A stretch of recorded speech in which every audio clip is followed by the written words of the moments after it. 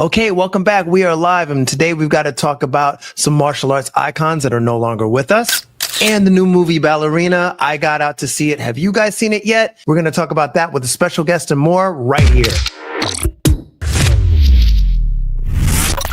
We have breaking news. This just in. Sometimes when I do the news, I don't wear any pants. Well, just quick FYI, I actually am wearing pants, not that you guys can see. But what's good? Super Quasi in the building. What is good? Been a minute since I've been live with you guys. Been a quick second. Let me get myself oriented here, guys. What's happening?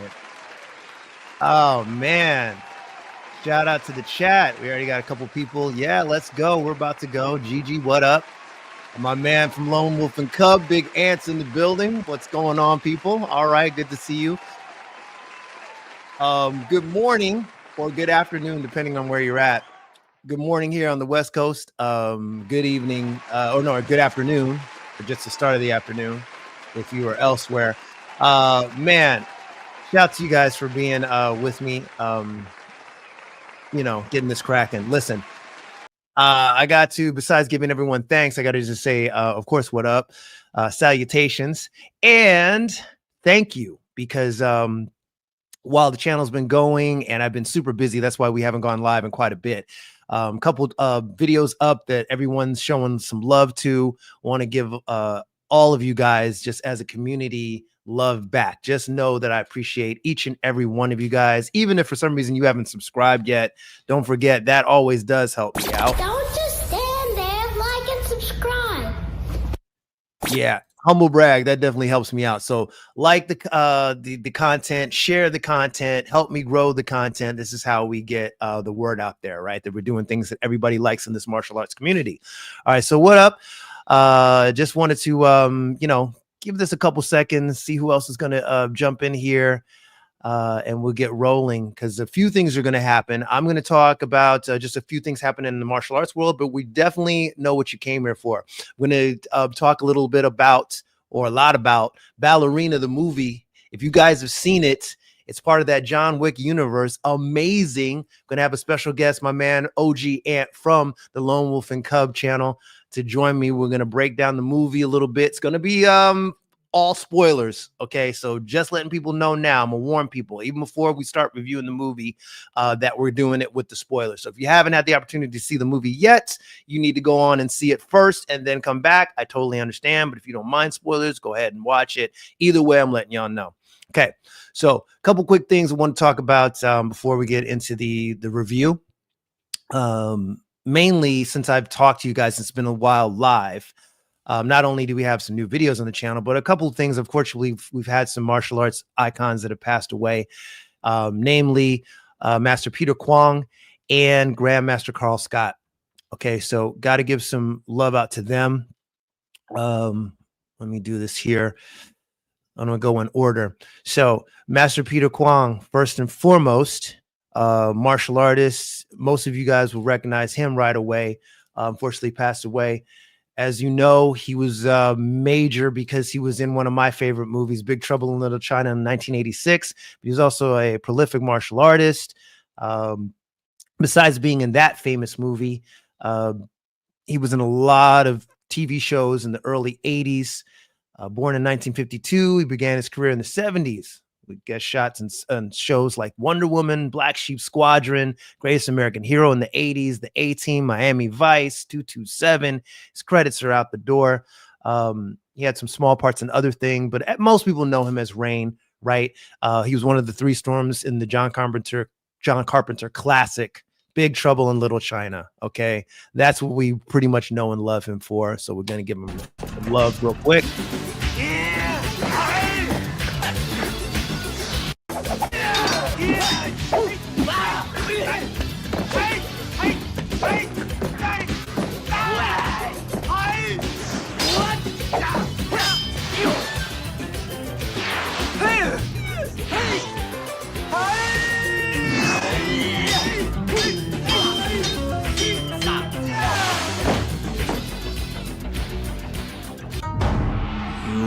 bring dishonor with your bragging.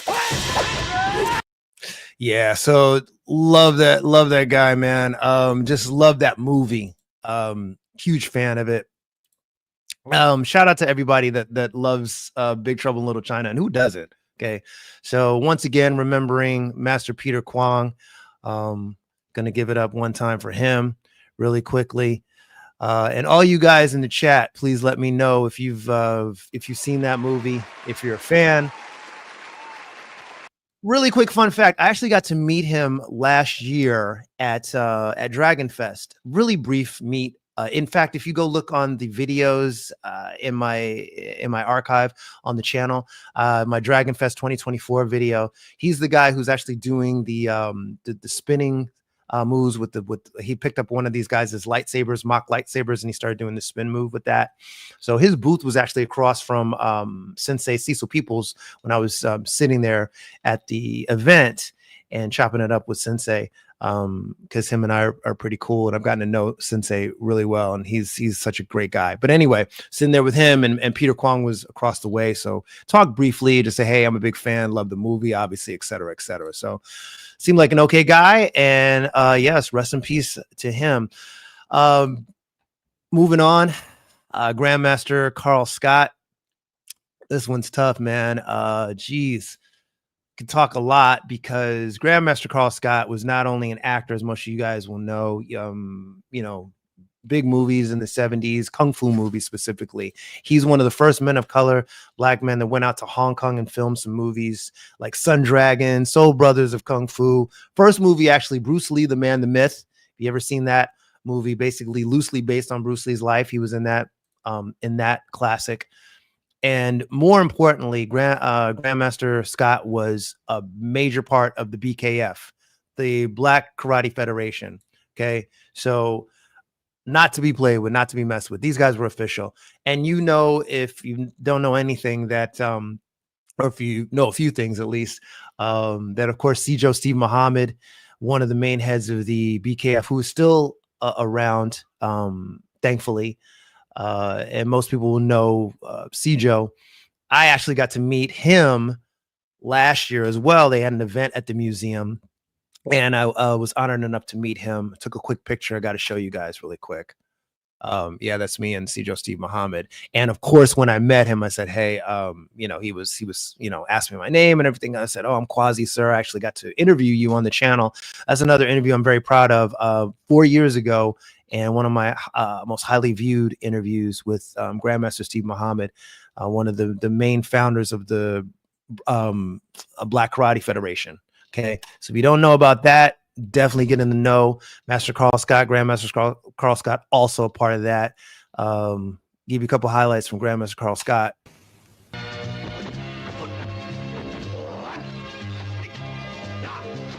Just turn the music down a little bit here so you guys can see. I mean, the guy was official.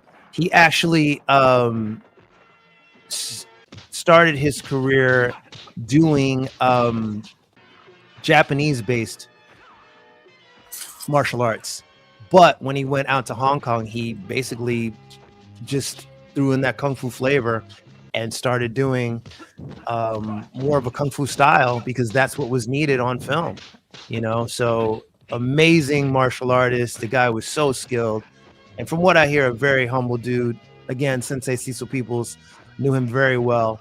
And fun fact, at the event that I'm talking about, I actually missed the opportunity to meet him that day because I just showed up to meet Steve Muhammad, Sijo Steve Muhammad, and lo and behold, Grandmaster Carl Scott shows up. Like, maybe I want to say it was probably, I was told, 15 or so minutes after I had left. It was a quick day for me because they did Sijo Steve Muhammad Day. They had a Steve Muhammad Day at the Martial Arts History Museum. So I didn't mention that. But yeah, this event happened at the Martial Arts History Museum, that picture that I showed you. So that was that day. And I didn't know Grandmaster Carl Scott was going to show up, and he did. And I saw the pictures later. I was like, oh my God, I missed out. So long story short, that day was so long. I had so many things going on. I taught class in the morning. I had other things to do that evening. So I literally did a drive-by to the museum, and Sijo Steve Muhammad was out there. So I gave him love really quick, took my picture, said what up to everybody there. And then I was on my way. Didn't know Grandmaster Carl Scott was coming, and I probably would have tried to hang out a little bit longer. It would have cost me some time later in the day, but it would have been worth it. Behind the scenes, I've been trying desperately to do an interview with him. I was really close. We'd actually gotten in touch with some people that knew him, so I was close. But then things happened, and I wasn't able to follow up within the last couple weeks because I checked back in like a couple months ago, and I was trying to square things away, trying to figure out times and all that stuff. And unfortunately, he passed away at the age of 65. So rest in peace to the legend, Grandmaster Carl Scott. And if you're not up on Grandmaster Carl Scott and want to see some of his movies, they are available. I know on YouTube, but if you want to go grab copies, they are also available. This guy really was the real deal, guys. So I invite you guys to check some of his stuff out. Yeah, you won't regret it. All right.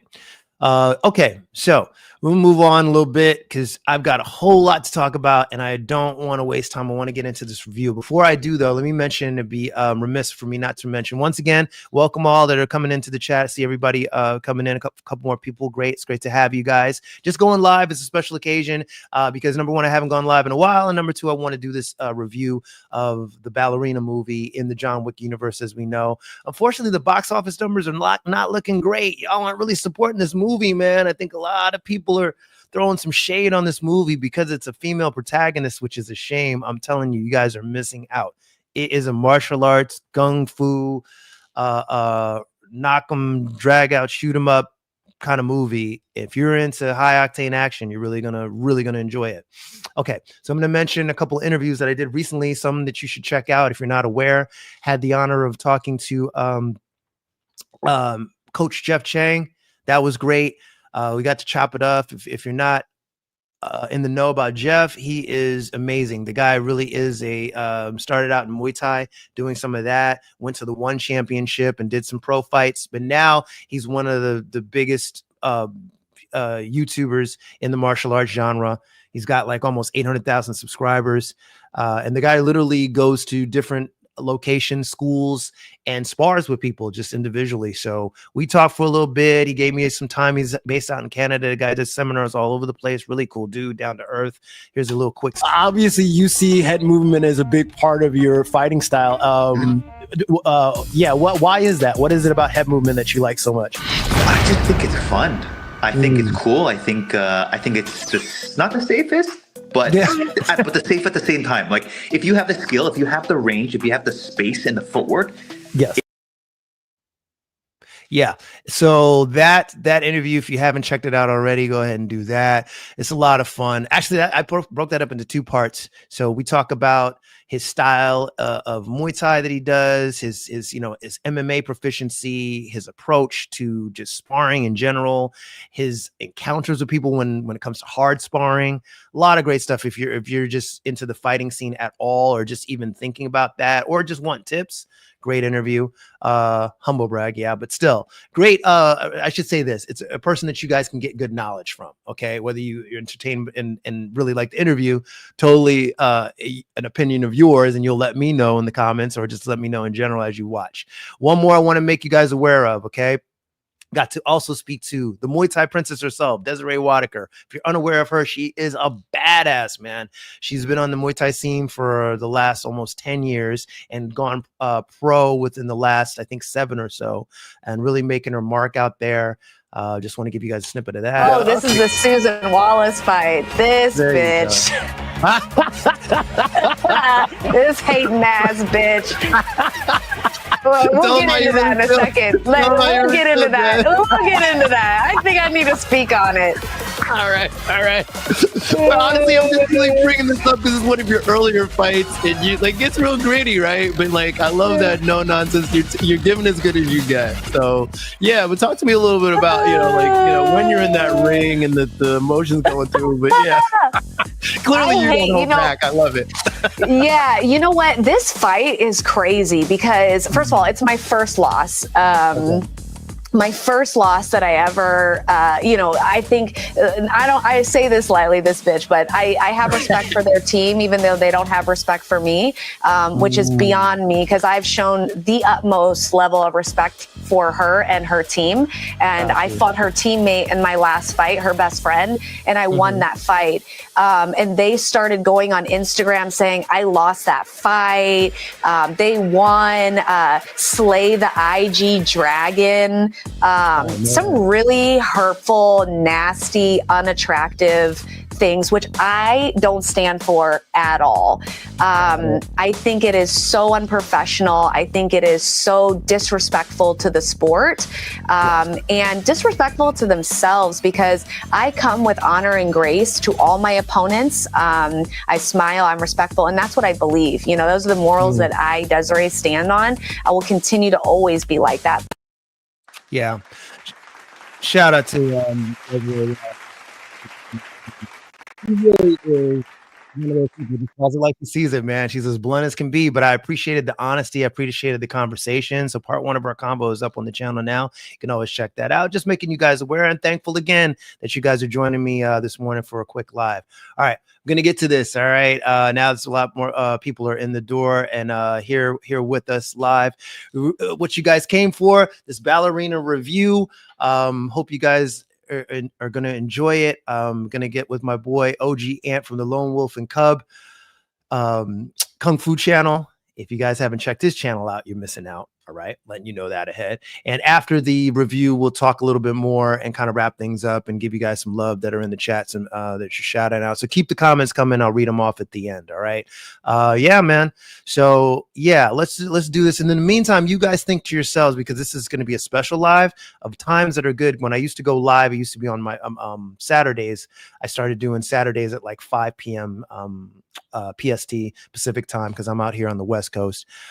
But if there's a time or day that works best for people, and we get, kind of a general consensus, you guys kind of just let me know in the chat, and I can start thinking about going live again. Maybe it's going to be once, maybe I'm thinking twice a month, but maybe even once a month just to start up again. All right. That being said, let's get this popping. Okay. Hope everybody's well, and let's get rolling. My review. Let's do this. Okay. I got to get y'all hyped up, man. Get excited. There we go. Let's do this. All right. My review right now, the Ballerina. Let's get it popping. Okay, so Ballerina, the movie, just came out on Friday officially. Some people got to see it a little early. I only thought it right I bring my man OG Ant onto the platform to help me talk about this. OG Ant, of course, from the Lone Wolf and Cub Kung Fu YouTube channel. What up, OG? What's good, my dude? Salute. What's up, my boy? What's up? Glad to be here, man. Thanks for having me, man. Nah, thank you, man, for doing this real quick with me, because we talked about this movie. You saw it last week. I just saw it the other day. We had to collab a little bit on this while people are talking about reviews, because, listen, I want people to know just from a point of view, yes, is the movie good or bad? Yeah, we're going to talk about that. But also for the martial artists out there, and of course, I have a martial arts channel, so do you. Does it really cover like all the bases? And I think really, like, honestly, it does. So just to give everyone history, yes, Ballerina is the movie. We know this, starring Ana de Armas, just came out. It's in the John Wick world. And yeah, full disclosure, we're talking spoilers and everything on this. I'm not going to hold back, because at this point, if you haven't seen the movie, cool, go see the movie first, then watch the review. But this is for the people that's why I'm releasing this video a little bit later. So people 9 times out of 10 that will get on have seen the movie already. Yeah. All right. So the general principle is easy. It's pretty much a basic revenge story. But in that John Wick world, Ana de Armas plays Eve. She's a recruited assassin after her dad gets killed. She goes into the Ruska Roma. The Ruska Roma are the group that you see in John Wick 3, Angelica Houston's group, where obviously John Wick is escorting and he wants safe passage. And that group of ballerinas that are going around, they're doing, you see like all those different rooms, they're doing judo in one room and the ballerinas. So that's this world, right? So in this world of the Ruska Romas, they train these women specifically, not only to be top-notch ballet dancers, but also to be assassins assassins, which they call kikomoras. So Eve's character, Ana de Armas' character, becomes one of those assassins, does a lot of work a la Jason Bourne and all this stuff, goes through the thing. And then like in the beginning, it's a revenge story because her dad gets killed. She sees her dad get killed in front of her, trying to save her from this cult that we don't know in the beginning who they are, but later we learn. Ana's character starts putting the pieces together as she starts to do more and more jobs for the Ruska Roma. She encounters the same cult that tried to kill her dad in the past. She encounters them and then goes to her director to get more info. They won't give it to her. She gets more curious, goes out in the world, gets to the Continental. So we do see like all those characters from the John Wick world, the Continental hotels in there. It gets gritty and good. And then finally we get to like the big, the climax of the movie. Obviously, Ana gets to finally face off against the chancellor of this cult, and they finally, hash it out. John Wick's in the movie. I just want to give everyone that complete kind of picture first before we start talking about it. So even if you haven't seen the movie, you can kind of tap in really quickly. I'm just going to say, for me, just starting it off, and I'm going to let my man Ant talk a lot about this movie as well. This, to me, yes, this movie will not win any Academy Awards as far as the acting or any of that goes. And it's not meant to. It may win for stunts, by the way, which I'm so glad they're finally integrating stunts into the Academy Awards because it deserves awards on that front. The fighting is amazing. I mean, I think they cover, like I said earlier, all of the aspects of martial arts because you've got so many genres represented. You're going to see Kung Fu in this, some Taekwondo, probably some Hapkido, definitely Jiu-Jitsu, gunplay for sure. That gun fu that they talk about and that you've seen in John Wick already. I mean, MMA-ish, everything is just kind of represented and represented well. Just straight up street fighting. All of that's covered and then some. So for me, I'm like a kid in a candy store. And from the moment the movie damn near starts with the credits, people are getting hit in the eyes with crossbows and freaking just, guns are going off and the action starts. And there's almost like there's no more than a few beats of time before there's another action sequence. So if you're a freaking action adrenaline junkie like me and love martial arts, you're gonna love this movie. Okay, so I'm gonna let my man Ant talk a little more about it, and then we just go from there. What do you think, dude? So again, this movie, in my personal opinion, it fits right into the John Wick universe. It definitely has the vibes of a John Wick movie. Ana de Armas, who I believe this role springboarded off of her role in No Time to Kill, the 007 movie, James Bond movie. In this movie, I find her less charming. In the James Bond movie, she's only in the movie for about 15 minutes. But now, real quick, sorry to interrupt you, but I meant to bring this up. Okay, yeah, so I did want to bring this up to people. If people haven't seen her history, she was in Blade Runner 2049, as probably something that our audience may have seen, but also No Time to Die with Daniel Craig, one of the last James Bond movies. Really quick, I got the scene so we can show a little bit of the about this. She in that movie, she plays the character is Paloma, I think. But anyway, it doesn't matter. She's another agent with Bond that Bond meets. This is actually her first mission. Yes. Can you see it? And she looks stunning. Right? She looks amazing. I think she lost weight for the John Wick role. In this, she's fantastic. She's amazing in there. She looks stunning. They didn't glamour up in the John Wick movie. Yeah, there's one scene, and I'm sure we'll talk about it, where she goes into a nightclub and she's got on a fit, but it's kind of very European, what you would see in a club in Prague or Russia or something. Look at it. This outfit she's wearing allows her to do the moves, but it still accentuates her femininity and her beauty and her shape. I mean, she has a great figure. Even prior to this is not her first outing with Keanu Reeves. She was actually in a movie, and I can't remember the name of the movie, but it's like kind of like a horror stick type movie. Her and another girl go to this guy's house. His wife is out of town, and the guy played by Keanu Reeves. And it's raining outside, and these two girls like knock on the door, and they're like, sir, can you let us in? Our car broke down. And then they spend the rest of the movie First, they spend a good portion of the movie flirting with him and tempting him, and he does have sex with both women, but then they spend the rest of the movie terrorizing him. Wow. I don't know if you know this movie, but see, I haven't heard. That's the first movie she was ever in. That's the first movie she was ever in with Keanu. And I knew she did a movie with him. Now.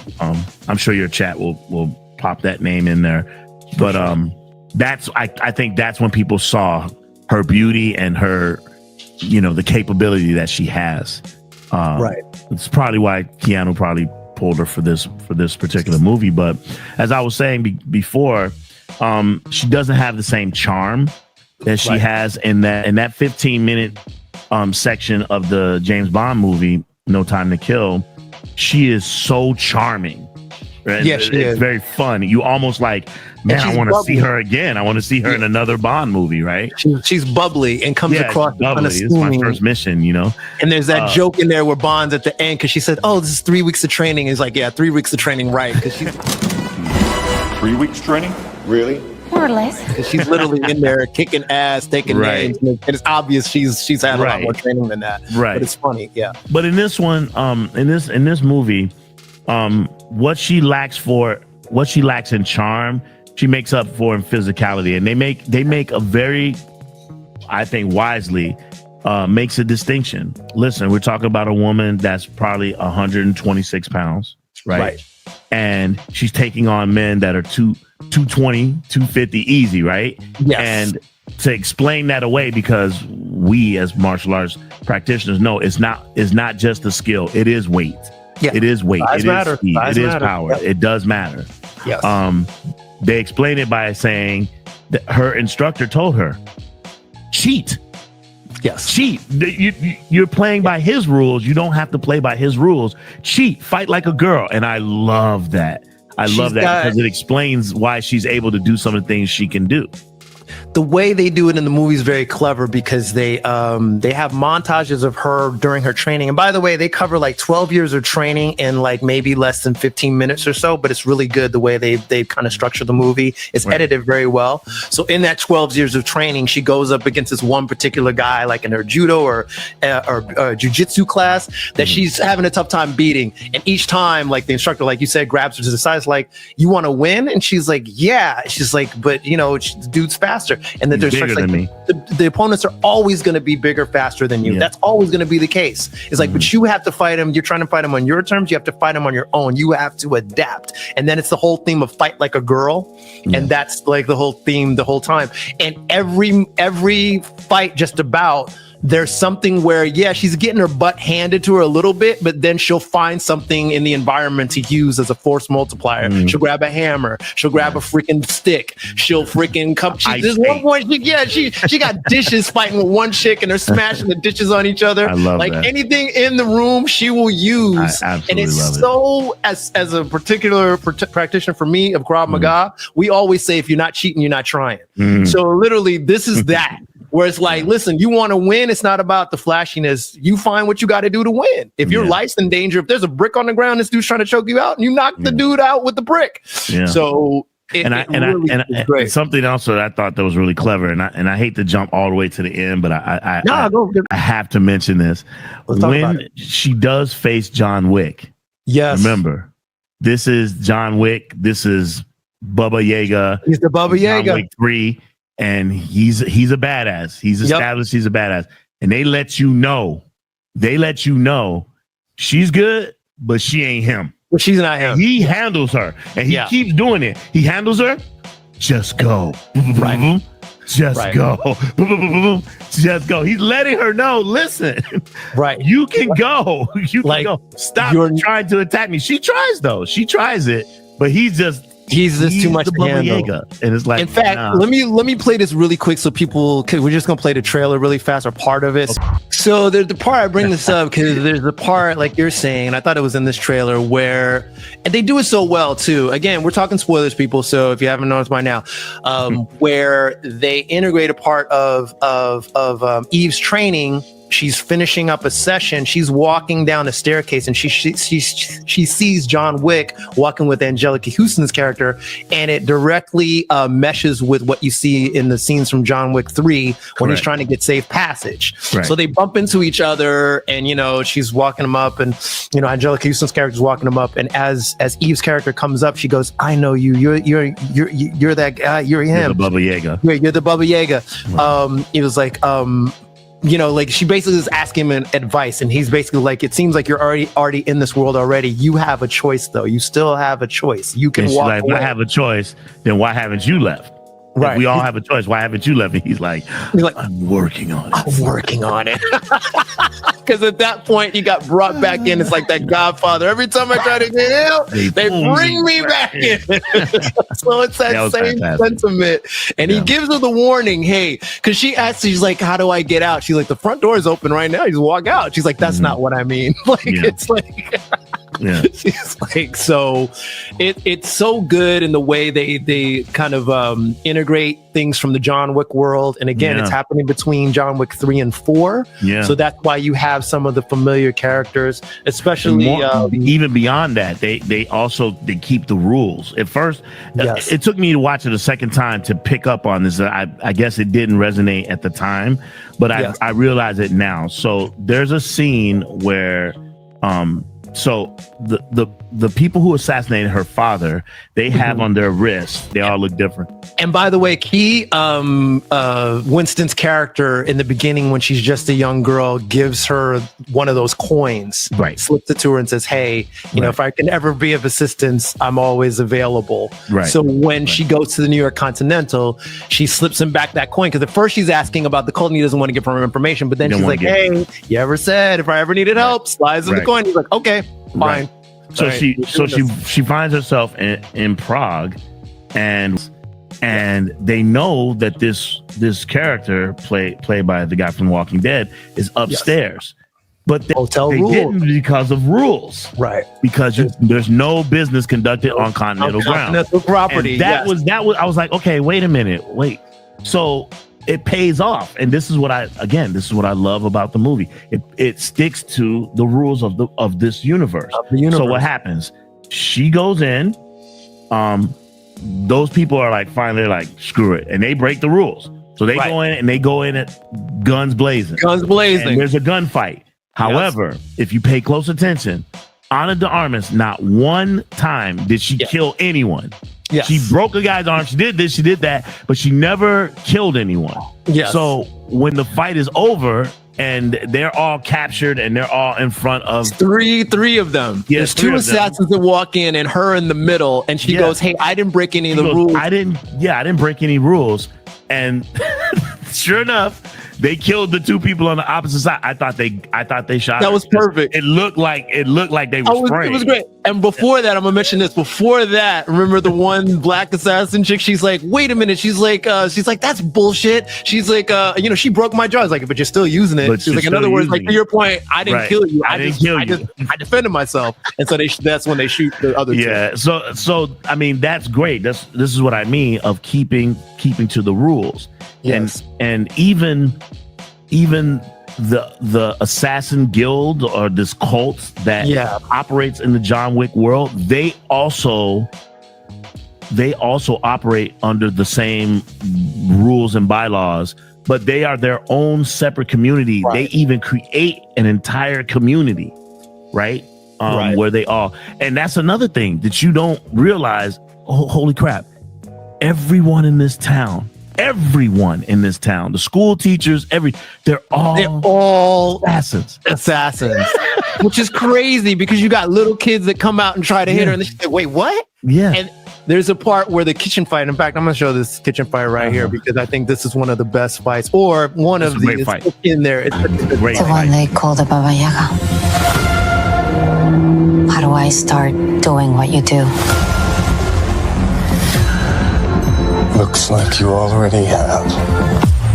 Right, and tells it looks like you've already started. And by the way, this assassin here, we're going to talk about him in a minute.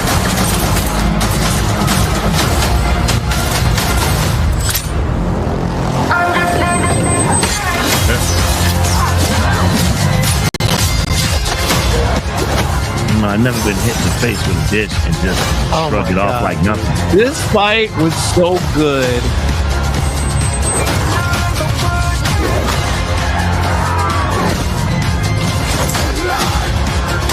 Normal circumstance, she probably would have let go. Yeah. Especially on that one. This part when she breaks the arm, I was like, yo, just to stick with that and finally brace this dude's arm. It was so damn good. Elbow, that's great. Yeah, she dislocated that shit. It was so good. Don't know. Well, again, with the pressure going down, again, there's a lot of things. Some things you have to just suspend disbelief.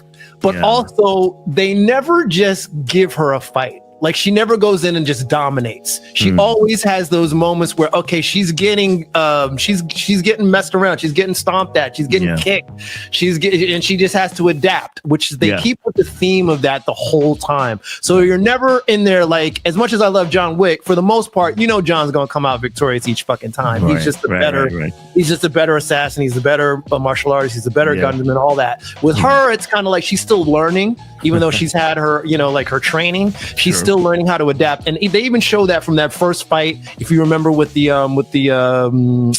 Chinese guys, right? They come in to take the Korean guys. I'm sorry, they come in and then they're like literally all their stuff is like spin kicks and fast, but they're all taekwondo. Right, it's taekwondo. They're all just kicking her ass. It's just like from the tricking world into like, you know, that like was fantastic too. That was amazing. I gotta say, I really appreciate that because choreography was amazing. In the John Wick movies, everybody's kind of it is more gun fu, but when there is the hand to hand, it is a lot of Brazilian jiu-jitsu. There's a lot of BJJ. Yeah, a lot of but in this movie, they give you a lot. Even the opening fight. Yeah. Even the opening fight, the father when he's defending her as a child, that's kung fu. Yes. That was kung fu. All the elbows, all that was all kung fu, right? Of him fighting and defending his daughter. That was fantastic. And again, as a practitioner, you see it, you recognize, you go, oh yeah. Yes. Oh yeah. Now I wouldn't be able to tie it down to a specific style, but I know what it looks like. You know what I'm saying? You see feel it, you like they borrowed from different styles. Yeah, they borrowed, like, okay, that's a little bit of Choi Li Fut right there. That's I mean, it's really there's a little hungar, there's a little trapping, there's all that. And I forget I always forget the name of the style that Christian Bale uses in the Batman. Oh, the Kisu, not Kisu, it's I know. But it was that. It was a lot of that. They used some of that too. Yeah, and they use that in what you call it as well. Oh my God, Reacher. They use that as well as that. And so it's like, man, you appreciate that, and then you go to the next scene. She's got to protect this girl and these Korean people, which I kind of didn't understand. I knew there's some Koreans that are going after this girl. I didn't understand why exactly, which is fine. I'll figure it out on the third watch. But again, one of her, real quick, not to cut you up, but one of her first missions, they send her out, hey, you need to protect this girl or bring her back. And that's your first mission. And because they have metal detectors, because it's a very popular nightclub, they have metal detectors, so your gun is fabricated and you have to use rubber bullets. And she's like, rubber bullets? She's like, is there a problem? Is there a problem? Like, no, I'm gonna have to do it. Right. And so now she's got to fight these guys.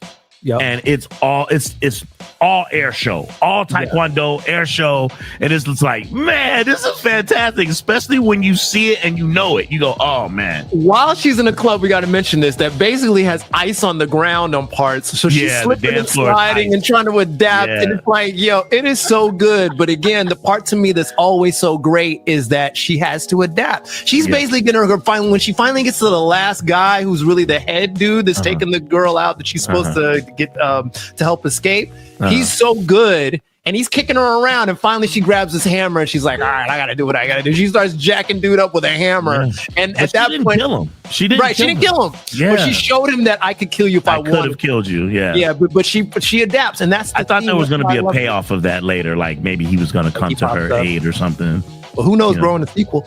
But the point being, they set the tone that, she might get bested because she's not physically as good as these guys, but she knows how to adapt so well that she'll surprise them with, she grabs a hammer. Now she hits this dude in the leg and he can't kick as well anymore. He starts punching her. She clocks him in the side of the head and she throws him against the ice. And then she literally, that last scene, like you're saying, hits the hammer into the side of his head, like, yeah, dude, I could kill you if I want. And he's like, all right, it is what it is. You got me. But it's very well done, very well executed.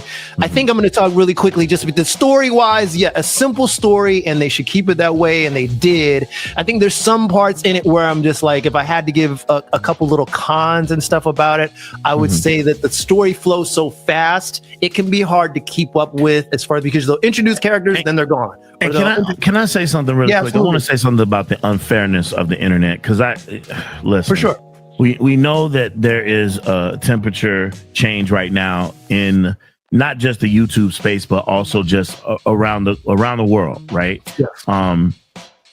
In movies, we're getting blasts of female characters now that are super powered. We're getting character changes that are seem to be a little bit unnecessary. So we make a character that in our minds, or from our history, has been traditionally one race, and then it's just been changed to another race without any real rhyme or reason. Like I'm okay with, those types of changes if it plays to the story, but if you just did it just to do it, I'm not a big fan of that. I feel and so what happens is that a movie, what's being said on the internet about the movie, which I think is why the box office draw wasn't as big, is because she's a woman. When you say, well, the story is so simple, it's so simplistic, it's just a revenge movie. Most action movies are. Right. But when you say it's simplistic, so was John Wick. Yeah, no. For those of you who are trying to act like you were always down with John Wick, you were not. When that movie first came out, a lot of people didn't know about it. Yep. Right. It became a cult. It became what it became. Yes. Right. But it didn't start off that way. Yep. Right. And it is a simple story. Right. They killed the guy's puppy. Yep. Right. And it was last connection to his wife. His dead wife. Right. And again, same. It is. You're right. It is a simple story, but you don't fault the movie for that. Right. Of course. But they didn't overcomplicate it. They kept it simple. She wants to get revenge on the people that killed her father and her mother, and that's it. And that's okay. And how they went about it was good because they did it within the rules of a universe. Yes. Right? Yeah. And it's going to be very interesting to see if people keep that same energy for the Kane spinoff. Right. Right. Do the Kane movie. Right. If you guys do the same thing. Oh, it's very simple. This Japanese girl, she's trying to kill this guy and get revenge for her father. Because they've already confirmed it over the weekend. That is the premise of this movie. The Donnie Yen movie? The Kane movie? Okay. Hiroyuki Sanada, his daughter, she's going to get revenge because you see it at the end of John Wick 4. John Wick 4. Yes. That is the premise of this movie, right? And that's what she's doing, and that Kane and her are gonna clash heads again, right? Right. And sounds simple to me. She's trying to get revenge for her father. Absolutely. Right. Now listen, I just want to reiterate, I'm not critiquing it because it's simple. I'm just saying that because it is simple, there are going to be things. No, I get that. I get that. But I see a lot of choices. No, I get it. But I see a lot of people doing that online, and they're using it as a means to somewhat dismiss it or to take it down a notch. Right. Take it down a notch. People are still saying that the movie, if you like action, is good. But then they go and they say, well, but the story is very simple, boom, and it goes down a notch. But yeah, as most of these movies are, I mean, that the action, the story is only there to support action set pieces, right? Yeah. Yes. So yeah, but you have to go into the movie thinking that. And I'm just not a fan of people who go to the movies and their mindset is always, that would never happen. Or that would never happen. Yeah. None of it would ever happen. We know that. John Wick movie wouldn't happen. Right. We know that there's a guy with an S on his shirt doesn't shoot lasers out of his eyes and can fly around. We know that. But yet we go and we enjoy. Right. And that's what I want. For these movies, the one thing that I really is I just want the supplementation and the I want that love and growth for martial arts to come back. This is very much in that vein of gun fu, but they give you martial arts. They give it to you. There's more martial arts than a John Wick movie. Right. John Wick more has it kind of faulted later to more of the gun fu, which is great, but it's gung fu mixed up with the BJJ, a little bit of judo stuff, hapkido here because there are wrist locks and all that, but not as much of that. That stand up kind of just gritty, go at it. Yeah. You see a lot of that in this, and applauds to the producer. But Chaskovsky is the producer who was the director in John Wick. Yeah, but they say he basically reshot the whole movie. That's what. So this is the thing, and this is the controversy. I was going to bring this up. So Len Wiseman is the director. Technically, this movie was supposed to come out last year. They filmed this thing in like 2022 and 2023. Right. They filmed it right after John Wick 4. Right. They had to go back in and fine tune it, and supposedly because it didn't test well in the beginning. That's why you see some characters in there like Lance Reddick, who plays the kind of the character before he passed away and all that.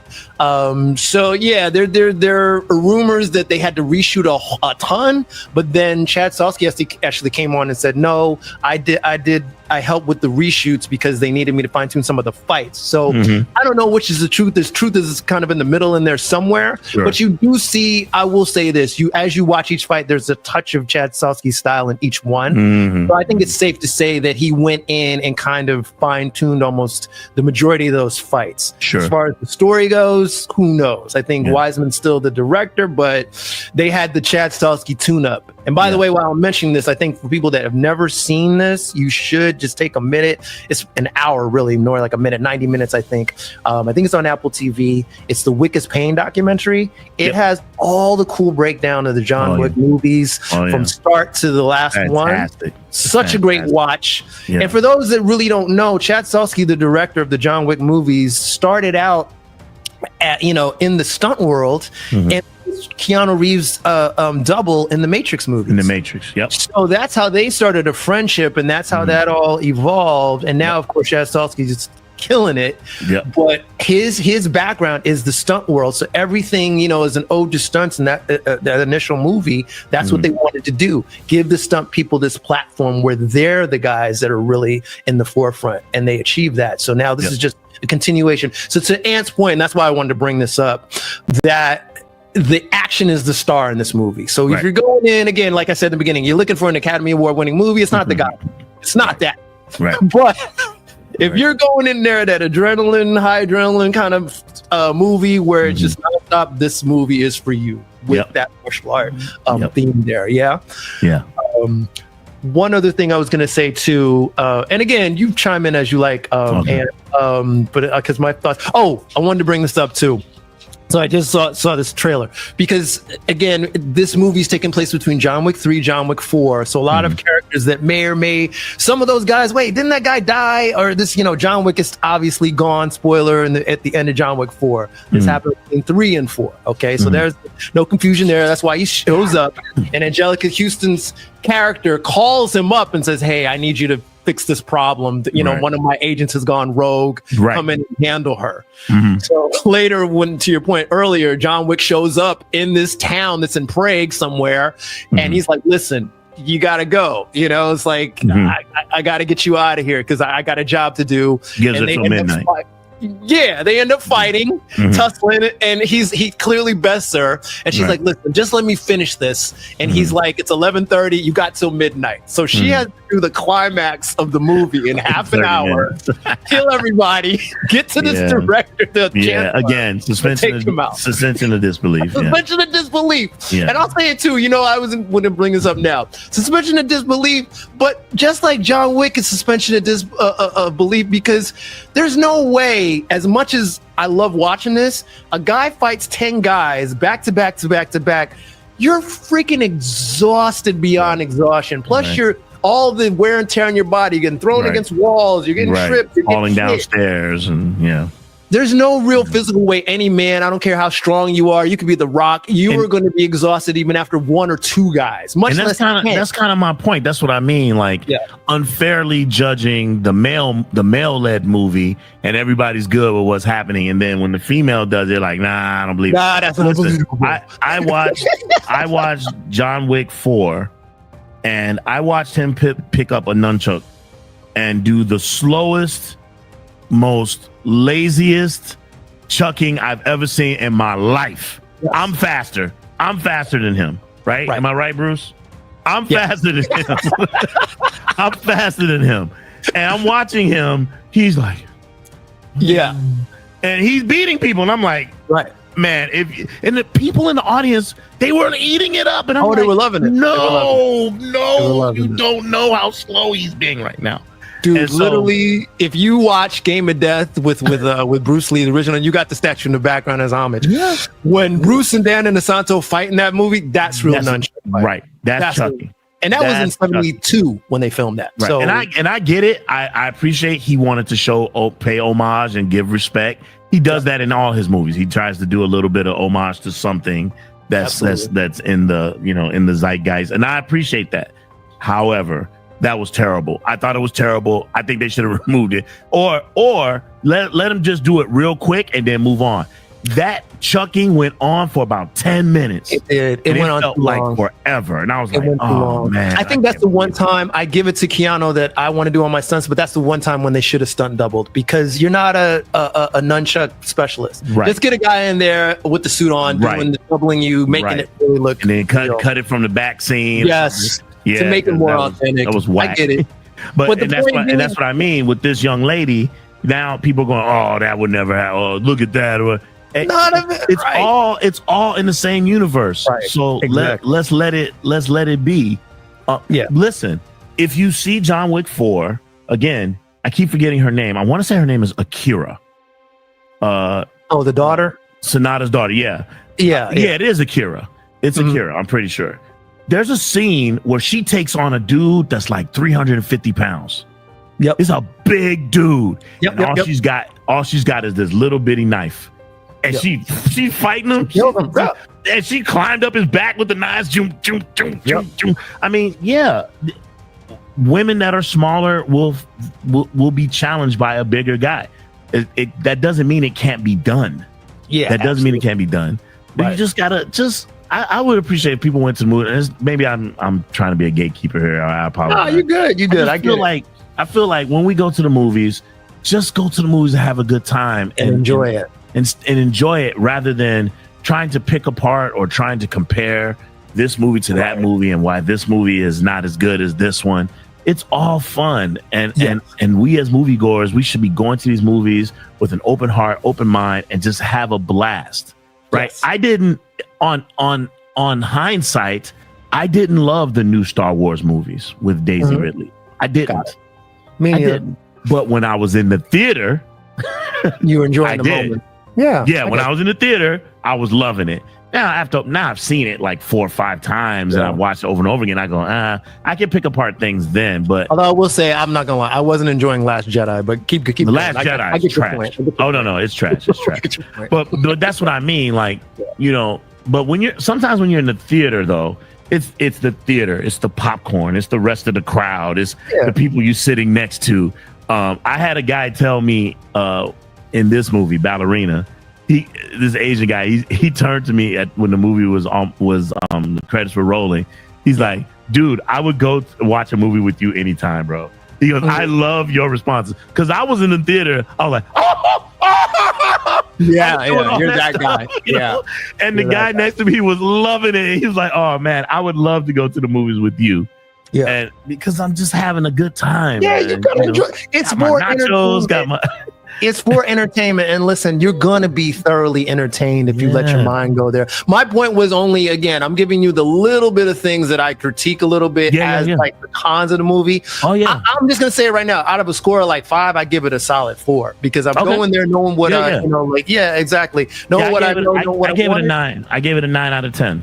There you go. Yeah. So, but my only thing is like, again, it's like you got to suspend some belief because she's fighting like 5 dudes at once and 6, and then she's, she's breathing hard, but then she got to fight another 5 dudes like literally I need a break. Later. There was a part where she literally had a set of fights in that scene where in that whole part where she's in the weapons place with the guy. The guy's name's Frank, by the way. It's a really cool scene. She's arming up and getting the weapons, and then she just these guys just intruding on her, and they start shooting and blasting. She fights all these guys, and comes out, and 2 minutes later she's walking up a hill and more people engage. It's like, this bitch would be so goddamn tired. There'd be no way she could just do the same energy of fighting. And even the fight when she goes to get weapons. Right. And there's that huge grenade battle. So that's what I'm talking about. When she gets I'm a vet. Frank. I'm a vet, and I've actually had a grenade accidentally explode next to me during a training.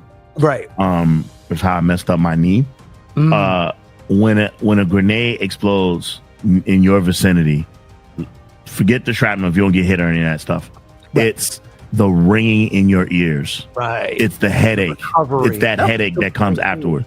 I mean, the headache is so bad it blinds you, right? Again, it's great. It's great. The whole point, but you just have to suspend disbelief.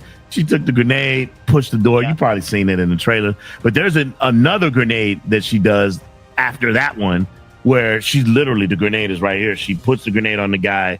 I think she grabs his tie. Yeah, and she jumps over the table, and it's just the table he explodes just on the opposite side of the table. Yes, and I'm like, oh hell no. Yeah, but you gotta love it. But you gotta grow with it. And again, it's everything's so well choreographed, but they never get away from the theme of, again, she's always going to be outmatched. Right. She was in the place where, she was there to get weapons, and they surprise her. She can't find a gun with the ammunition to arm the guns, so she just grabs the freaking grenades. Like, okay, this is all I got, and she works it. Yeah. So they never get away from that theme. And I'm just showing you guys this again. It's right here. My guy here. Blinking, you're missing, but no, actually not blinking, you're missing. He fights. This you talking about this guy right here? Yes. So Daniel Bernhardt is a vet. He's been doing martial arts movies and movies in general and stunt movies for a long time. He was in the first John Wick movie. I thought so. I said he's the older brother. He looks like the older brother. I thought that was him. This is not him, though. Everyone's getting a little confused. A different character. I had to bring this up because he plays an assassin in this movie, but he's not playing the same character. But but it is him. I swear I thought that was him. This is Daniel Bernhardt, and that's why I'm going to add this. Yeah. He's fighting with here. Right. Yep, this is an amazing fight. That's him as well. He's not playing the same character. Okay. Obviously, John Wick kills him in this movie. Spoiler alert. He does kill him in this movie. Quick question. Yes, sir. Yes. Which one is your favorite John Wick of the four? That's a really good question. I flip-flop. The one is still the creme de la creme, and I love it. But I honestly have to say, 3 just has such a special place in my heart, and I'm gonna tell you why. Okay, go for it. 3, listen, I love them all. I'll say that. But 3 to me was like, first of all, I'm a dog lover, so the fact that Halle Berry's dogs, they train the dogs, that was that extra level. That was the cherry on top for me. Then you had the inventiveness on that one. John Wick on a horse, and they're doing the stuff in the barn. All that was just, I think that was really where it hit that real high plateau. Before 4 isn't bad. Before it kind of has a lot of points where I think they could have trimmed a little bit more out of 4. But 3 to me is that top notch John Wick. And then interesting. You got Mark Dacascos as the villain, who I thought Zero. I thought his character was great, and the 2 guys from the raid. So I love 3 out of all of them the most, but 1 is right up there with me because 1 is just, it's the Kickstarter. It's just, and that is, it's almost like, but luckily not quite as bad, Leveling Up or Crazy, where I don't think John Wick has jumped the shark yet, but Fast and Furious jumped the shark when you start getting in cars are out of space. So I think in 4, by that time, you're getting up to the point where, okay, I love this, but there's some parts where, to your point, you got to enjoy the movie, but there's some parts, there's that part specifically, I'll never forget this, because me and my girl went to watch the movie. John Wick falls out of like a 3-story building, and he's got the suit on and lands on the suit, but my girl even turns to me at that point, Captain America's shield. Right. So my girl turns to me, how is he not dead? For me, John Wick 3, that's the one that I'm like, nah. And the reason why, well, first of all, because I didn't like the adjudicator. I thought she was way too cheesy. Okay. Walking around. You have 3 days, and I wasn't feeling that. I didn't like her character. All of the rules. I love the fact that they really enforced the rules. I thought Lawrence Fishburne was being way over the top in his performance. I liked him how they introduced him in the second one. Okay, I did like that too. I felt like the two guys from the raid, they would have destroyed John Wick. John Wick is old. You can see him limping. You can see the arthritic movement. You can see it, and yet he handled them. Yeah, and he handled Mark Dacascos, and I was like, nah. I thought Mark Dacascos, I'm sorry, is a caricature of himself. I used to love Mark Dacascos back in the day, but ever since he went to like Iron Chef, he's on the TV Iron Chef, and he's doing all the cheesy, hammy kind of stuff. Right. Now when I see him, that's all I see. He's a character. That's all I see. Welcome to Iron Chef. Okay, and he's doing that. Man, bro, I can't even look at him no more. That's fair. But the fights were good. Halle Berry's part was dope. Oh my god! For me, it's the first one. Okay, now the first one sets up the universe. It gives you the rules, right? It gives you everything that you're looking for. You get a bunch of different assassins, right? You get Willem Dafoe as a sniper assassin. Yes. I forget the young lady's name who's in G.I. Joe. Oh god, I'm gonna blank on her name. She broke the rules. Palicki, where her last name's like Palicki. Yeah, she broke the rules. Yeah. And she broke the rules. I like that. And I like that they had the cleaners, but they never show them again after that. They never showed the cleaner. I think they tried to do it in the Continental 48 hours.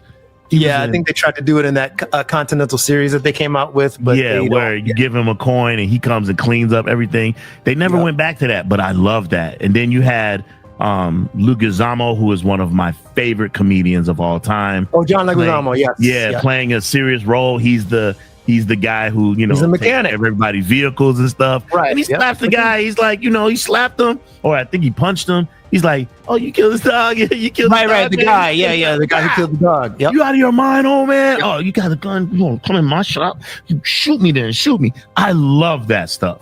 The first one to me is the one, right? Yeah. The second one for me, and maybe I'm just showing my bias here. I like Common a lot. Oh no, I love the common fight. And I love that. I love that back and forth. Yeah, no. I dug that. See, again, I'm with all four. I can sit and watch any of them anytime. But the one that I'll go back and really enjoy certain scenes and rewind the most just happens to be 3. And again, I think it's my bias. Is the third one the one with the NBA player in the library? That's at the end. The NBA player. Yes. Because that's when it starts his excommunicado. Yeah. And that's why I think I like 3 a lot. He's on a horse. He's on a horse in that one too. He's on the horse in 3. Yeah, man. The excommunicado parts are so dope to me because everybody's just going in on John Wick, and that's when again he's got to go and find safe passage. Right. So then he finds, and that's the introduction to the Ballerina world because that's the Ruska Roma world, I should say. Right. That's when Angelica Houston's character is introduced as well. Right. So there's a lot of good setup in that movie that I think carries over. That's why 3 is only second to me to 1. So I will say again, 1 out of all of them. Yeah, if you're gonna pick one, especially one to show people, show them the first one, obviously, and that's more based in reality as well. Yeah. And I think John Wick suffers from its own success because after each one, he's got to be more and more of a superhero. Yeah, they got to take it a notch higher. So. Right. So then after each one, and the first one, he didn't have bulletproof freaking, this and that. And then you get to 2. Now I got the suits for the bulletproof. And because that's the way, because there's so much shooting going on. But here's the question.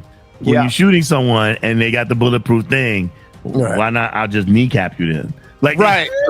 Well, supposedly the whole suit, right? I don't know. But here's the thing too. In which one did he get shot by the priest? And that's finally where they actually show. Oh, that's point blank shotgun blast. Yeah, and he gets shot back with. I think that's 4. That's finally where they finally showed. Okay, that's realistic. There's going to be some recoil. You're not going to get shot all this time and not be moved back. Right. That's just not realistic too. If you've ever been on a range, you even know when you're holding this gun, there's a kickback, and if you're not ready for it, the gun will spring back. So there's significant force being generated from the gun. So yeah, it's but again, enjoy it as the movie that it is. I just bring this back up again because I think some people got confused, number one, with this, and I did too, because I thought initially when I saw Daniel Bernhardt's character, that I'm like, oh, this is my man from number one. Did they bring him back? And I was like, but then I remember they killed him in one, so that doesn't make sense. In the movie, he's I thought he looked. That's why I said, man, that guy looks like the guy from the first movie, but I didn't. That's my guy. This is him. That's him again. He's just playing a different character. Nice. And I'm good with that. Yeah. But I think for the super fans like me, it got a little confusing. Okay. But I'll give it to him. Chad Stahelski, those are his people, so that's why he's going to use the same people. You can play a different role in a different movie, but I think when the world is so connected, for people like me, it's like I got confused. That's just, again, a nitpick. I don't want to get too deep into it. The movie's great, but these are things, if I had gripes about the movie, this would be one of them as well. I love the fact that Daniel Bernhardt's in there. He's an official martial artist. He's dope. He plays a hell of a great villain. And in IMDb, if you look it up, he's listed as scarred-eyed assassin. That's it. That's his only. And he has a hell of a fight with Ana de Armas' character. But I will say, kind of as we wrap this up, go and have a great time. The climax, I got to mention really quick because we mentioned it earlier with the flamethrower. Friggin' awesome. Again, belief has to be suspended, but there's the cool back and forth that just, because I think to me, every movie they got to try and outdo themselves. So in John Wick 4, they had the whole the gun with the Kickstarter. What's that gun? I remember. Oh, you're talking about Dragon's Breath gun? Yeah, the Dragon's Breath. There you go. Yeah. Right, and they do it like it's like a video game where they do, and it's so freaking cool. So this was that straight out of Call of Duty. Right. Straight out of Call of Duty. Yeah. So in this one, they get flamethrowers, and it's exciting and it's cool. But there's parts where it's like, nah, son, you're not going. Good news. The good news is though, because again, a lot of news came out about the new Kane movie over the weekend. The good news is that they said this movie is going to be heavily kung fu. Okay. So that's good. That's great. I want to. I would like to see that. Donnie Yen is a background kung fu wushu martial arts practitioner of all his styles. Kung fu is his base. He learned that from his mom. So yeah. So that's going to be fantastic. Looking forward to that. That makes sense. So last thing as I wrap this up is at the ending, because I'm going to talk about the climax. Yes, sir. And the things that I liked about it, obviously John Wick's in it. I love that part of the climax. John Wick gives Anna's character an ultimatum, like, hey, got to be done with this by midnight, or I got to come in and clean up the job and be done.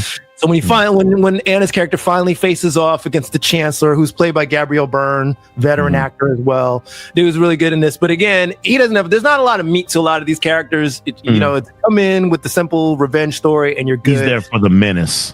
But at the end, when he's doing his whole speech, and there's this whole little subplot against Anna's character kind of tries to help this little kid get out of this village because, you know, the guy that you're talking about in the beginning, who's from Walking Dead, Norman Reedus, it's his daughter, right? It's his daughter. It's the daughter, right? It's his daughter, He's trying to get the daughter out of the same cult, and he fails and leaves the because he gets ganged up on and pushes the kid with Anna's character so they can get out. They captured the girl, but then Anna comes back, or Eve, I should call her. She's in the movie. She's her name is Eve. She comes and finally catches up to the little girl's character with the Chancellor in the background in the car, and you find out that the Chancellor is actually the grandfather, and they go through all this. The point I'm bringing this up because Gabriel Byrne comes out, who's a vet, you know, and great, and he's a thespian, was in Unusual Suspects, all those great movies. Comes and does his spiel, and Anna just shoots him in the freaking, or Eve just shoots him in the head, and it's done. And that really mirrored to me the whole thing when they start getting long-winded with the speeches. Why don't they just shoot him? Just like in John Wick 2, if you remember the whole thing with the villain oh, John, you know, this hotel, the best part. You know the best part about this? Duck fat. They fucking, you know, they make the fries with duck fat. A man can eat a new meal here every day. It's like, come on, John, what are you going to do? You're not going to do, and then he just shoots him in the head. He's like, he doesn't give him a chance to get out this long-winded speech. So it's the same thing. It's the same kind of beat, and I love that they have those kind of mirroring moments. So I enjoyed that, and they leave it off in a nice. Here's the last little thing too. It's one of those things I got to re-see the movie, but at the very end, almost didn't catch this. I had to read it and say, "Oh, that's right." In the end, Eve's character goes back to the Continental Hotel, and then she goes to see a ballet. When she's in the ballet, she's actually watching her friend who was in the. She got kicked out. She's one of the assassins that got kicked out, but was her best friend. She's a great ballerina, but she wasn't an assassin. But she's not a good assassin. Right. So I didn't catch that was actually that same character. Yeah. So, but it's like a blink and you miss it. But it's a great way to kind of wrap things up. And then at the end, obviously, there's bounty on Eve's head because she did end up killing the chancellor of this cult. But now there's a price to pay because, like Wilson's character tells at the end, it's like he cut the head of the serpent, but the body still exists. So it's great to me. At the end, like I said, I'm gonna give it like a 4 out of 5 if it's a scale, or even like a 9 out of 10, even an 8.5 out of 10. You don't go there for the acting, you go there for the action. Ballerina to me is top notch, and it's rewatchable. I want to see it again, even after I saw it. I got to rewatch it. So what say you? I thought this was a great weekend. This whole week was great. Like I said, we've had we had that. We had a new Predator movie that dropped on Disney Plus, Hulu. Yes, lit, I watched know. So it was like this was a great weekend. Just kick back, like, and just enjoy yourself. So yeah, I agree with you. I think that a 9, 8.5, 9. Enjoyable, nice little appetizer. To wait. Now we got to wait for the Kane movie. Obviously, they're gonna do one more John Wick movie. Oh, who knows? By then there'll probably be some John Wick fatigue. Hopefully that's not the case. I don't think so. Well, you know what? To your point though earlier, we'll see how much the hate kind of I hope it doesn't. I hope the hate doesn't get higher than the level of the movie, meaning that more people go out to enjoy it and the box office numbers keep going up for this, because I think that's going to be a lot as far as when the consideration for the newer movie comes out, what they need to do to promote that newer movie with a female protagonist, right? Because that's the other thing. Like you're saying, we accept everything when it's a male lead, but then when it's a female lead, she couldn't do this, or she couldn't. It's like, but you're not. You're not getting the point. The point of the movie is it's another revenge movie. There's a good motivation for the character, so enjoy the movie for what it is. And again, I think this movie thoroughly explains how she's able to win fights and get past certain points because she's able to adapt. The fight like a girl theme, which is even on the soundtrack as the credits roll, it's fight like a girl. She learns how to, like as you said before, the instructor tells her, you want to win, you have to cheat. You have to freaking do it, because the attacker is always going to be, and we say this because I'm an instructor in self-defense, and I train it a couple days a week in Krav Maga. We always say the attacker is always going to be bigger, faster, stronger than you. It's how you're going to overcome. Are there force multipliers that you can use? Is there a stick on the ground you can grab? Is there a gouge in the eye you can use? Is there a kick to the groin? Whatever it is that's going to help you get to level up, that's what you're going to do. And I think this movie always goes back to that theme and how she's able to always use the environment to help her cause. Only case where she couldn't do it was against John Wick, and I think that's believable. He just has more experience. He's just better at it than she'll ever be, or at least for now, because she hasn't trained the same as he has. So I love it. I love it. I agree with you wholeheartedly. And this was fantastic, man. Man, thank you so much for having me here, man. Nah, bro, I appreciate you doing this. This is like one thing I wanted to, if anyone I wanted to get on with to talk about this movie, it had to be you, because you, out of all people, like, not only are you, an aficionado fan of martial arts, and especially that old school regime with the Shaw Brothers, Golden Harvest, but also the newer movies, you like the fact that it's not just about the movie, but the martial arts represented in the movies. Absolutely. So I'm the same way, and I really looked at this movie that way, where it's like, okay, I enjoy this movie because yes, it's a lot of action, but also I can pick apart the martial arts in it and see how much tender loving care almost they gave into each fight scene. Yeah. And I've talked to a few at this point, like doing this channel for a little bit, a lot of people now that are in the stunt world and fight choreography world. And that's its own lane, but I respect these guys so much because I think it was Brett Chan, who was stunt choreographer, main guy, coordinator for the Warrior series. I love so much.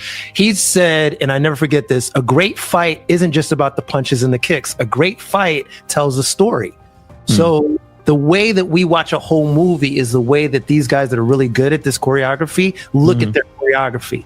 Each portion should be going in a sequence where it's telling a little bit of a story, or else it's just punches and kicks. You get disinterested after a while. So I think they did a really good job. If you look at the way all of these fights kind of escalate and evolve through the movie, she learns different things and adapts each time to new environments and all that in the movie. So I think with that, chef's kiss on that as far as the stunt choreography goes. Fantastic. And yeah, I'll leave that as the word. So any other thing you want to talk about it, and I'm good. Oh man, hey, go to your local theaters, support these films. If there's a good showing, a good turnout of these movies, we get more. So I always say, man, support the foo. It's very important that we don't allow the martial arts genre to be taken over by the action genre, right? Because to me, the action genre is one thing, and then there's martial arts films, martial arts movies that are another. As far as I'm concerned, I know this is an action movie, but it's a lot of gun fu, a lot of martial arts. So I will put this over. This will be in my martial arts collection, not in my action collection. Me too. Yeah, support the movies, man. Get out there, support them, and can I ask, since you said that? Okay, I'm glad you said that. This one will be in your martial arts collection. Is John Wick in your martial arts collection, or is that in your action collection? No, it's in my action collection. It's your action collection. Okay. Yeah. That's fair. Yeah. All right. Yeah. Especially that's that a great question, though. Yeah. I was like, in these movies, what you have is you have great fights. So you'll have martial arts that are in the movie, but the theme of the movie is what, right? And so again, if you are someone who, like me, who came up in the tradition of traditional martial arts films, those John Woo movies, right? The Killer, and things of that nature, then this movie falls right in lane with that, right? It's in lockstep with that. So I still consider that martial arts film, martial arts cinema. So yeah, I got you. Great points. All right, my dude. Good to see you again. OG and Lone Wolf and Cub Kung Fu channel. Check that out. And we'll do more of this later, guys. Ballerina, check it out in theaters, man. Let us know what you think in the comments too, please. We want to really generate, good word of mouth on this movie and keep it moving so we can have a lot more that are done like this at this level. Absolutely. How do I start doing what you do?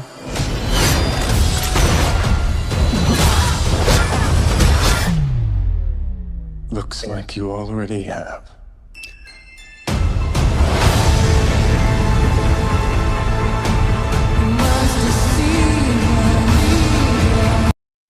So good.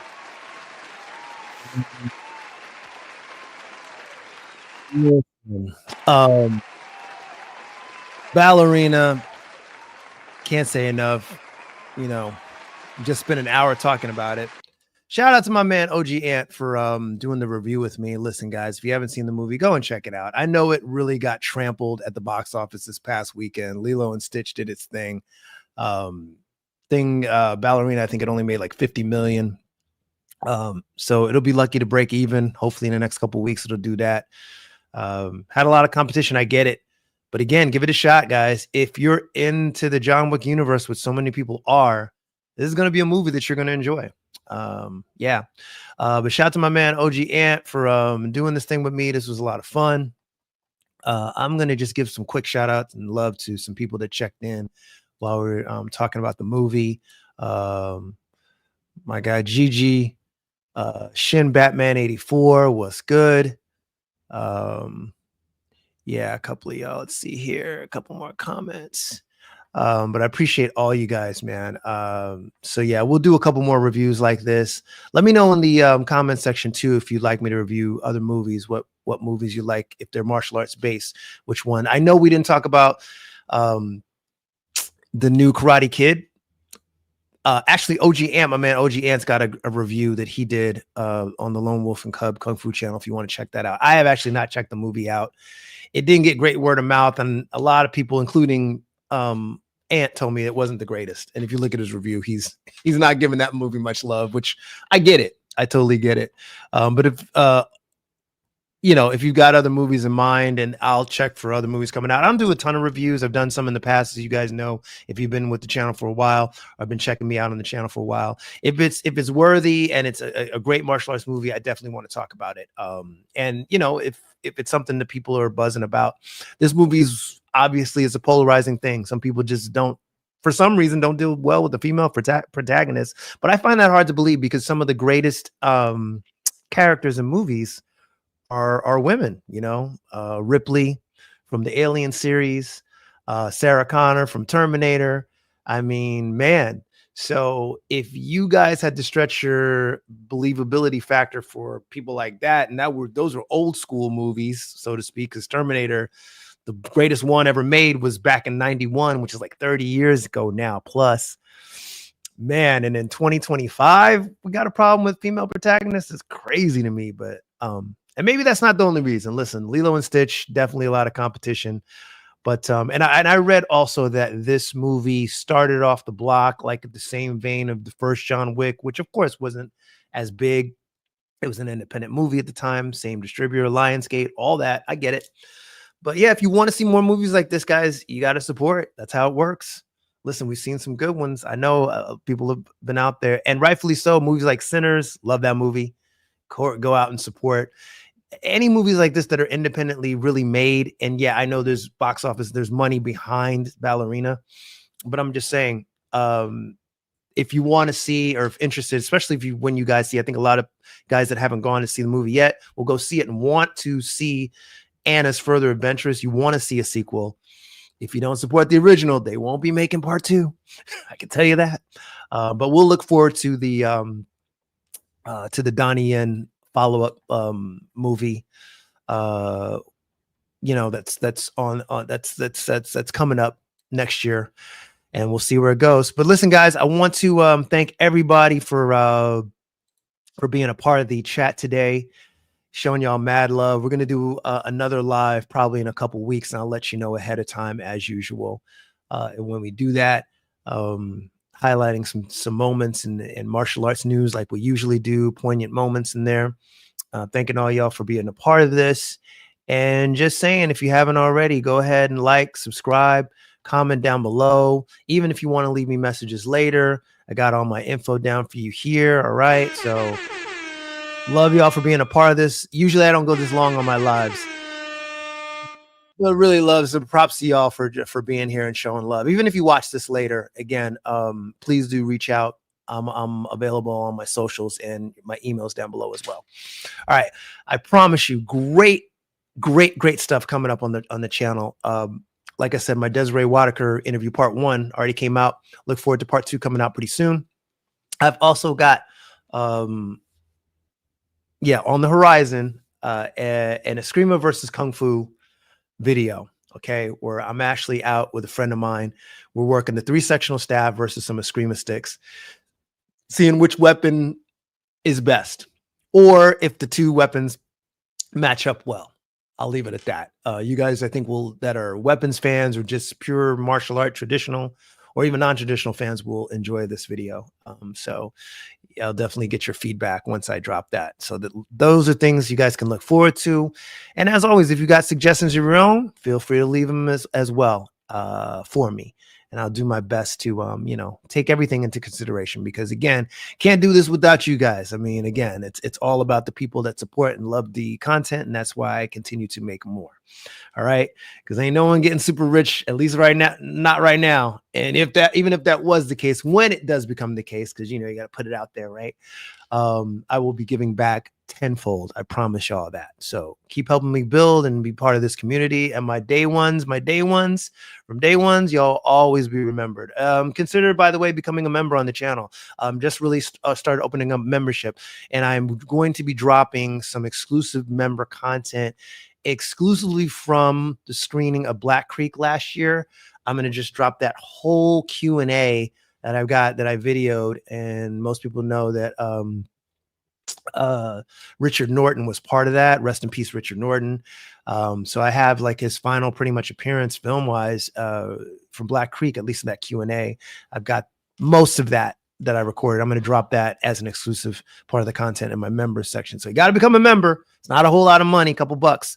But if you're into more content like this, then there you have it. All right. That's it though. That's my shameless plug. And yeah, thank you guys again for the part of this. Don't forget, guys. Don't just stand there, like and subscribe. All right, y'all. Stay safe. See y'all in the next round. And of course, keep punching.